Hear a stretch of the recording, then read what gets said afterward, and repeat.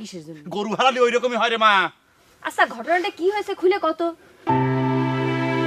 Model ও অভিনেত্রী রিশতা লাবণী সীমানা আর নেই। মঙ্গলবার সকাল ৬টার দিকে শেষ নিঃশ্বাস ত্যাগ করেন তিনি। সীমানার প্রাক্তন স্বামী সঙ্গীতশিল্পী পারভেজ সাজ্জাদ বিষয়টি জানিয়েছেন। সীমানার পরিবার গণমাধ্যমকে জানায়, গত সপ্তাহে হঠাৎ অসুস্থ হয়ে পড়লে ঢাকার একটি বেসরকারি হাসপাতালে ভর্তি করা হয় সীমানাকে। চিকিৎসকেরা জানান, অভিনেত্রীর মস্তিষ্কে রক্তক্ষরণ হয়েছে। এরপর শারীরিক অবস্থার অবনতি হতে থাকে। পরদিন আরও উন্নত চিকিৎসার জন্য সীমানাকে ধানমন্ডির আরেকটি হাসপাতালে নেওয়া হয়। এরপর তাকে ঢাকার আগারগাঁওয়ের ন্যাশনাল ইনস্টিটিউট অব নিউরোসায়েন্স হাসপাতালে ভর্তি করানো হয়। গত শনিবার এই হাসপাতালে তার মস্তিষ্কে অস্ত্রোপচার করা হয়। গত বুধবার বিকেল থেকে সীমানার চিকিৎসা চলছিল ঢাকার বঙ্গবন্ধু শেখ মুজিব মেডিকেল বিশ্ববিদ্যালয়ে।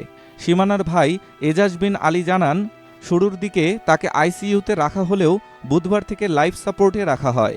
কিন্তু সব চেষ্টা ব্যর্থ করে সীমানা চলে যান না ফেরার দেশে। মৃত্যুকালে সীমানা স্বামী ও 2 ছেলে রেখে গেছেন। সীমানা 2006 সালে লাক্স চ্যানেল আই সুপারস্টার প্রতিযোগিতার মাধ্যমে বিনোদন অঙ্গনে কাজ শুরু করেন।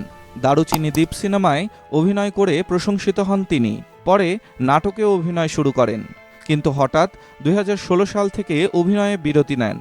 এই দীর্ঘ বিরতি ভেঙে গত বছর থেকে আবার নাটকে অভিনয় শুরু করেন তিনি।